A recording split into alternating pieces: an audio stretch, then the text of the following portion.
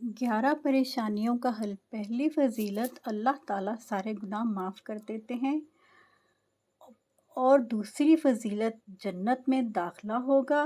तीसरी फजीलत, रहमतों वाली बारिशें बरसेंगी। चौथी फजीलत, माल और दौलत में बरकत होगी। पाँचवीं फजीलत, औलाद नरीना अता होगी। छठी फजीलत, जिस्मानी कुव्वत हासिल होगी। और सातवीं फजीलत, बस्ती में हर आने वाले अजाब टल जाते हैं। यानी कि जहाँ हम रहते हैं वहाँ जितने भी अजाब आने वाले होंगे तो इसकी बरकत से टल जाएंगे। आठवीं फजीलत है अस्तगफिरुल्लाह की, कि हर मुश्किल से छुटकारा मिलेगा, हर गम से निजात मिलेगी।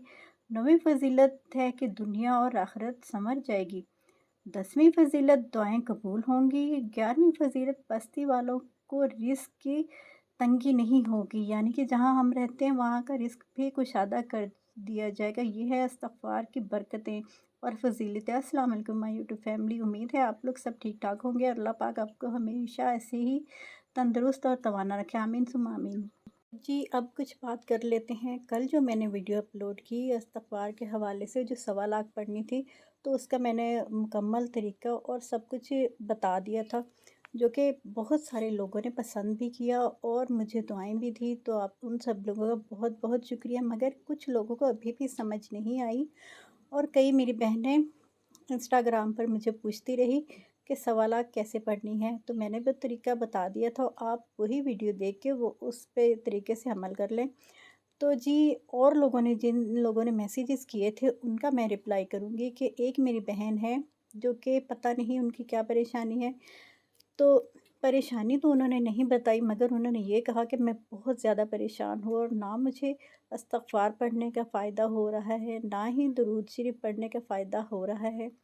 तो मुझे ये बात सुन के बहुत ज़्यादा अफ़सोस हुआ कि वो बहन इतनी मायूस थी। ख़ैर, मैंने उनको बहुत अच्छी तरह से समझाया है। अल्लाह पाक उनको जो हाजत है, अल्लाह पाक उनकी जल्दी कबूल फ़रमाए और उनके दिल को सुकून अता फ़रमाए, जो कि वो बहुत परेशान लग रही थी। तो अल्लाह पाक उनकी परेशानियाँ दूर करे।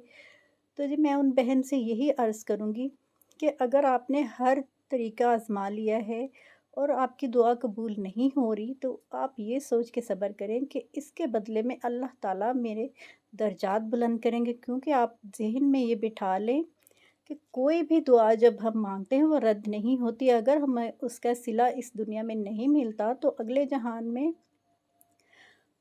बहुत ज़्यादा अजर है।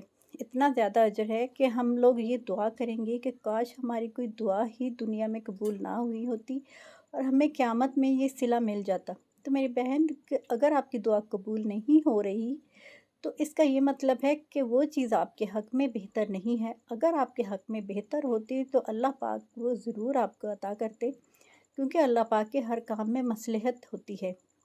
जहाँ तक बात है अस्तग़फिरुल्लाह के हवाले से, तो मैं जो भी बताती हूँ मैं अपनी तरफ़ से नहीं बताती।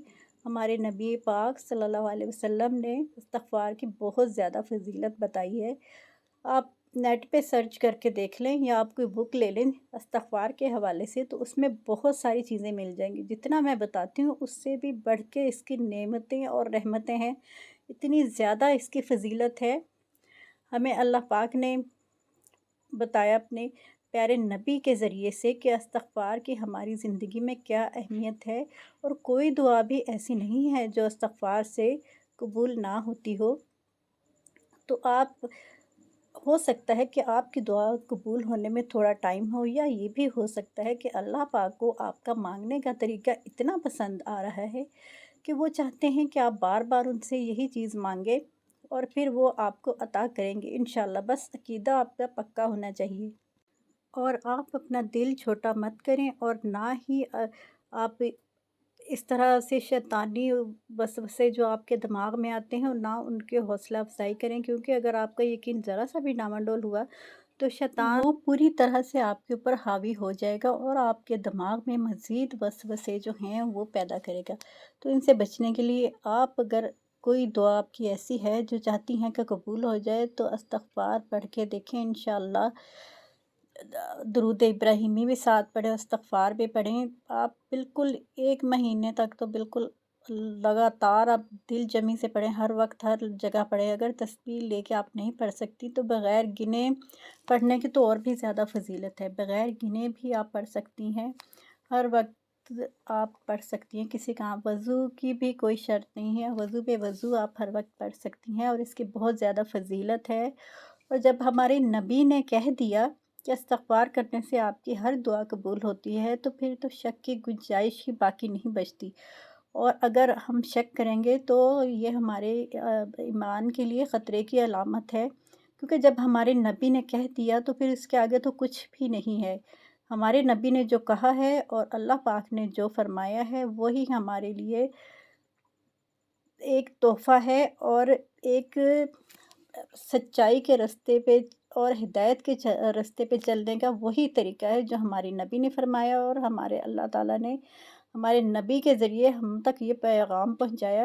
اور ہمارے نبی نے کہا ہے کہ استغفار میں چھپا ہے آپ کی ہر پریشانی کا حل۔ تو یہ پریشانی ہمیں دور کرنی ہے، استغفار سے ہی دور ہوگی۔ تو طریقہ کیا ہے یہ آپ نے خود ڈیسائیڈ کرنا ہے کہ آپ نے کیسے پڑھنی ہے، کس طریقے سے پڑھنی ہے۔ جیسے آپ کو ضروری نہیں ہے کہ آپ سوالات پڑھیں، جیسے آپ کو آسان لگتا ہے، لیکن آپ روز پڑھیں۔ یہ نہیں کہ کسی دن پڑھی کسی دن نہیں پڑھی، آپ روزانہ کی روٹین بنائیں اور روزانہ کی بنیادوں پر پڑھیں گے تو انشاءاللہ آپ کی پریشانیاں دور ہوں گی۔ تو مجھے لگتا ہے کہ اب میری بہن جو ہیں ان کی پریشانی دور ہوگی، اور اللہ پاک ان کو مزید خوشیوں سے نوازے۔ اور اسی طرح سے کچھ میرے بھائیوں کے بھی کمنٹس آئے تھے کہ آپ نے لیڈیز کے بارے میں تو کہا ہے کہ وہ گھر تسبیح لے کے پڑھ سکتی ہے۔ جی میں نے لیڈیز کے بارے میں نہیں کہا، میں نے ہر کسی کے بارے میں کہا تھا کہ جو بھی ہے وہ اس طرح سے پڑھ سکتا ہے۔ تو انہوں نے کہا کہ ہم نے باہر جانا ہوتا ہے تو ہر وقت ہم تسبیح لے کے نہیں گھوم سکتے، تو اسی لیے پھر آپ ہمیں بھی کوئی طریقہ بتائیں۔ تو میں جی آپ کو یہی بتاتی ہوں کہ آپ دل میں پڑھتے رہیں، ضروری نہیں ہے، میں نے پہلے بھی کہا ہے کہ ضروری نہیں ہے کہ آپ تسبیح لے کے پڑھیں یا کاؤنٹ کر کے پڑھیں۔ تو وہ کسی کی خاص منت ہے اور انہوں نے گھر میں رہ کے ہی پورا کرنی ہے، تو وہ گھر میں بیٹھی لیڈیز جیسے ہوتی ہیں وہ پڑھ سکتی ہیں 1.25 بار۔ آپ کھلا پڑھ سکتے ہیں، کوئی اس میں قید نہیں ہے، آپ کھلا جتنا ہو سکے، چاہے 1.25 سے بھی زیادہ ہو جاتا ہے۔ 1.25 تو ہم کاؤنٹ کرتے ہیں نا، اس لیے کہ 1.25 کے ایک وہ رہ جائے کہ ہم نے 1.25 کر لیا ہے، لیکن ہم جب روزانہ پڑھتے ہیں تو 1.25 سے بھی زیادہ ہو جاتا ہے۔ تو میرے بھائی آپ کی سمجھ میں بھی یہ بات آ گئی ہوگی کہ اگر آپ لوگ اندر باہر جاتے ہیں تو آپ نے دل میں پڑھنی ہے اور ہر وقت پڑھنی ہے، تو اسی میں ہماری سب کی پریشانیوں کا حل ہے۔ تو اللہ پاک ہم سب کی پریشانیاں دور کرے اور ہمارے آئندہ زندگی کو پورے سکون اور خوشحال بنائے۔ تو اگر ویڈیو اچھی لگی ہو تو لائک کریں، اور چینل کو ابھی تک سبسکرائب نہیں کیا تو کریں۔ تو اس کے ساتھ ہی اپنی بہن کو اجازت دیجیے، امید ہے کہ آپ کی غلط فہمیاں جو ہیں وہ دور ہو گئی ہوں گی۔